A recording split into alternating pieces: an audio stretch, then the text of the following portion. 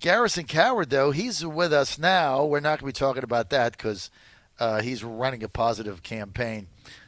Let me talk to Garrison Coward. You're with John and Andrew live at Colonial Downs, man. Good morning, and good morning to you, John and Andrew. I am a big fan of Andrew's. I did some work with Andrew over the years when I was working with Congressman Rob Whitman, so hope you guys are enjoying your day, and thank you so much for having me. Look, if you become a House of Delegates member, I just want a commitment right now. I want it straight up right now. If you are in the House of Delegates and serving in that August body, the oldest body in the history of the Republic, are you going to hack into any of your employees' social media accounts? I certainly would not do that, John, and I think that's a very unfortunate situation. I think at the end of the day, you need leaders with integrity and also folks that you can trust. So that's all I'll say to that. And, we're running a positive campaign, as you said. We're bringing people together for solutions. We're talking about the problems we all face. We're on the doors, and folks really care about schools down here. They care about their jobs and lower taxes and obviously more options for health care. But, yes, that's an unfortunate situation. I'm sure we'll hear more about that as it's fleshed out, but I certainly would not. Garrison's pledge he will not hack into his employees' social media accounts. Actually, they're employees of the state. It's just not like they're employed of the state, right? They're paid by the taxpayers. So Garrison says he will not violate their personal accounts and hack into their stuff. Unbelievable what these people get away with. Time to clean that out. Andrew, we were talking about the school situation in Richmond. Yeah, Garrison, have you heard that a lot from voters as you're knocking on doors about the rezoning plan that's been put out by the city? Yes, absolutely. That's a very big concern down here, especially in the district that I'm running in. There's two schools that are really going to be affected. Mary Mumford and Fox.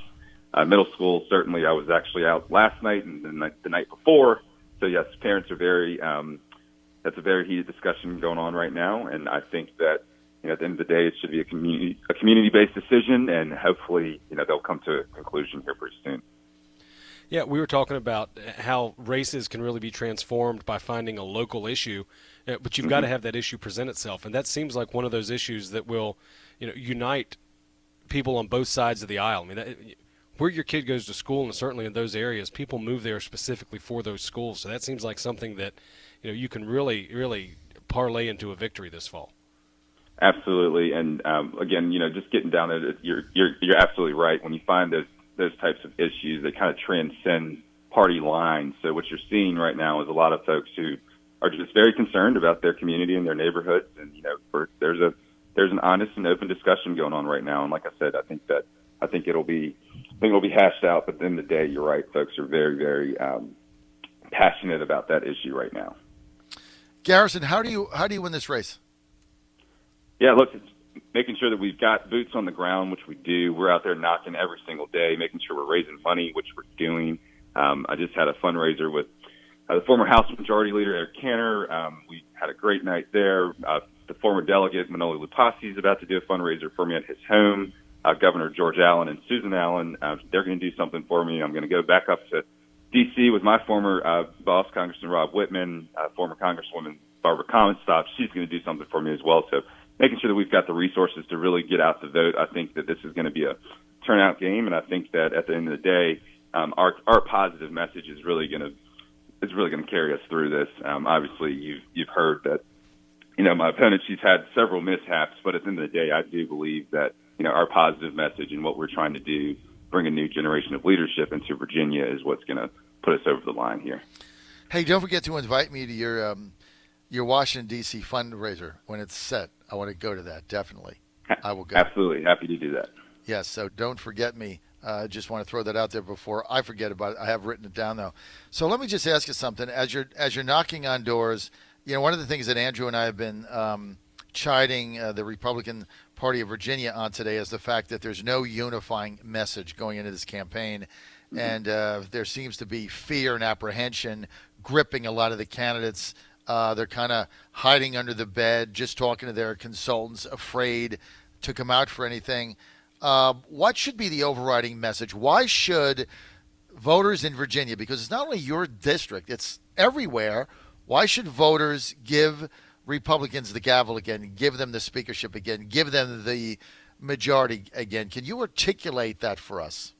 Absolutely. Look, I've been saying that it's all about equal opportunity, not equal outcomes. I think unfortunately, the polarization of our politics today has caused the Democrats in Virginia, they've gone way too far. And at the end of the day, we need to be out there saying that we believe in hard work and individual responsibility. We believe that those things should be rewarded and not punished. You're talking about $15 minimums. You're talking about the removal of our right to work laws here. I mean, these are things that are really, really going to affect folks' lives. And I think we should really be out there talking about that and really having that, honing that message in and letting folks know that, hey, look, we're the ones that's going to put more money in your pockets. We're going to make sure that we're protecting your kids in school, and we want to make sure that you also have more affordable options for health care. We need to be out there honing in that message, and I think that message is actually resonating with folks.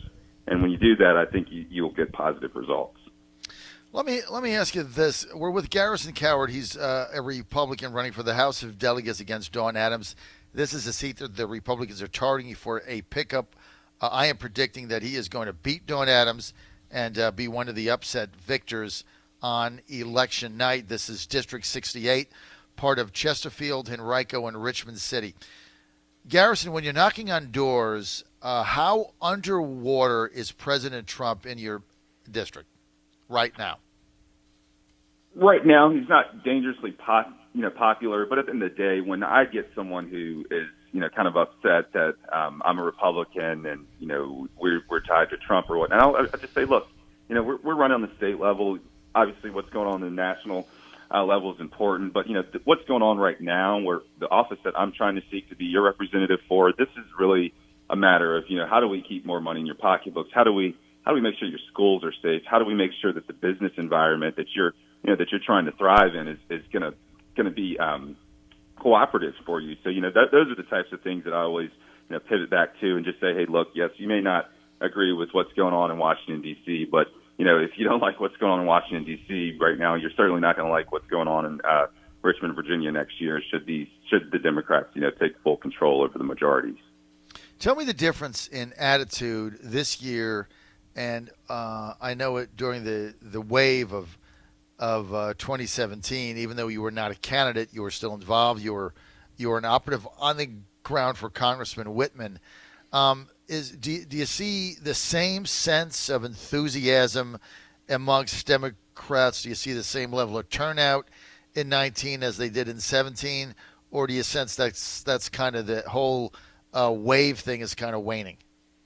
Yeah, I do think that it's calmed down a lot. I think that you will see a higher turnout next year. This year it's hard to say exactly what I think turnout would be like, but at the end of the day, I don't feel that same level of animosity. People seem to be more they're not as apprehensive as they were in 2017 for sure, and they're more open to having real, honest conversations. And that's why I think that our message of bringing people together to just solve everyday problems is really resonating with folks. But yeah, I don't get the sense that it's the same. It won't be the same level of turnout in 2017. What are suburban moms in your district, suburban women in your district, when you talk to them, Garrison Coward, what are they saying about guns? Are they looking for red flag laws, universal background checks? Does the issue come up? Is it top of mind? Absolutely. There's no doubt about that. My sister, she's got a 6-year-old daughter who's my niece. She's going through the same public school systems that I am. And, they're worried. They really are, and rightfully so. But look, there's nothing more important to me than keeping our students safe. I mean, we need to make sure that the mentally ill and the violently radical don't have access to guns, right? But even still, there's no substitute for security. I support legislation that would put more trained resource officers in our school. I think they'd be the potential first line of defense. Sadly, Delegate Dawn Adams, she voted against HB 2142. That would have expanded that program. But, we owe it to our students to make sure that they feel safe at school.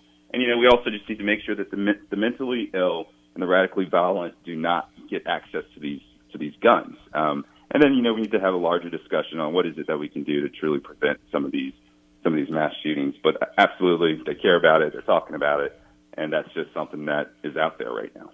So let me get this straight. Your opponent, incumbent, one-term House of Delegates member Dawn Adams, who, by the way, signed on to the Kathy Tran infanticide bill and then pulled her name off it when the crap hit the fan in a real profile of courage, if I can just throw that out there. She's for it until it was unpopular, and then she's not for it. Way to go, Dawn. Way to stand for something, one way or the other. But so Dawn Adams voted against having more resource officers in school to protect children. Is that what I've heard? Yes, sadly so. What do you think about that, Andrew? Those are the type of issues that we need to do a better job, and it sounds like Garrison's doing a fantastic job of communicating, as these are our proposals, these are our ideas. When you say, what are you going to do about guns, here it is. You can't not have a plan. Things like that actually keep students safer in schools. You know, you can take, and this is the argument we always go round and round about, is you take guns off the streets or out of the hands of lawful gun owners. It doesn't do anything to take them out of the hands of criminals. Things like this protect children while they're in a school building and make them safer. Garrison Coward, are you in favor of House of Delegates member Republican conservative Jason Miera's bill to extend red flag laws, keep them out of the hands, keep guns out of the hands of people that are crazy, like that kid in Dayton posting rape lists and kill lists and things of that nature, and also closing the background check, which the shooter in Texas fell through that crack because he tried to get a gun under a normal situation. His background check didn't go through. He was denied purchase of a gun. Then he took advantage of the loophole. Then he gets a gun. Now 8 people are dead. Jason Miera's has a bill for red flags and closing the loophole with due process. Is that something that you could see yourself being in favor of? I've not read Jason's bill. Absolutely, with due process. You know, with red flag laws, unfortunately, sometimes you could find yourself in situations where folks, Second Amendment rights could be violated just because of the constitutionality of it all. If they, were to go to a magistrate and they didn't appear, or whatever the situation may be. But look, I'm all for finding some real solutions to these issues. Again, I haven't read Jason's bill all the way through, so I can't tell you a yes or no on the spot. But I'll definitely get back to you. But at the end of the day, I just think that we really need to come together, come to the table, have real conversations over mental illness, over whatever loopholes we may be able to fix. But at the end of the day, we need to be able to come to the table with some sort of answers to some of these problems. How many potential voters have you talked to in the past week? Knocked on doors. Ooh, in the past week, let's see, probably I'd say about 200 in the past week. What's number one issue of those 200 on Monday? So, yeah. Of those 200 that you've actually talked to, Garrison Coward, number one issue, what is it? Education. I'd say education. I think just, back to school, folks are getting their kids all settled into school, so they're making sure that they want a good quality education for their kids. And as do I for my niece. I think that's very, very important. We want to make sure that they're learning things that'll strengthen their, potential careers, and, making sure that they're really not being, pushed through a cycle of bureaucracy, and they're actually learning in the classroom. So, I'm a big proponent of making sure that the kids aren't just learning to the test. We want to make sure that, kids are getting the options to explore career fields early. I think as early as middle school, we should start to do that. Career technical education, I'm a big proponent of. So those are really some of the things that we've been talking to folks at the door. So, Andrew, what's your plan between now and the election? How do you finish strong? How do you close this out? Yeah, absolutely. Look, at the end of the day, just kind of keep doing what we're doing. We're just going to turn up the intensity on it, making sure that we've got more boots on the ground. We're knocking on more doors. We're doing more meet and greets, just making sure that we get our message out there and my name out there. I think that truly this is going to be a turnout game, and just every single person, every single flea market that I go to, every time I'm at the grocery store, every time I'm out at dinner. Last night I was at Continental. I was after I went knocking, I ran into a Hampton Sydney, social gathering. So I hurried up, ate my dinner, and then, met 10 new constituents. So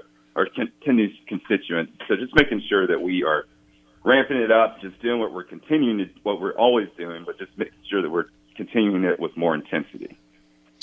All right. Well, we're just about out of time, but Lee Carter, the new face of the Democratic Party in Virginia, Commie Lee Manassas, has said that he's looking forward to a second term so he could join Antifa, or I guess become a member of that organization. He says they're really nice people trying to do good things.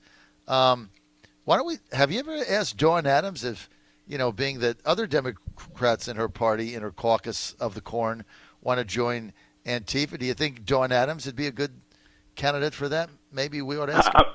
I'm not sure. I hope she wouldn't be, but at the end of the day, I think that look at Ian Lovejoy. If folks who are listening are in Delegate Lee Carter's district, look at Ian Lovejoy. But he's the quintessential reason why it is 110% why we need to hold on to our Republican majorities, not only in the Senate, but 100% in the House. I mean, that right there, folks, is the reason why we need to win in November.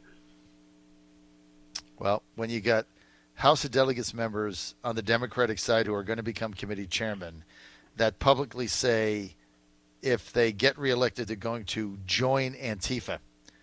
I don't know.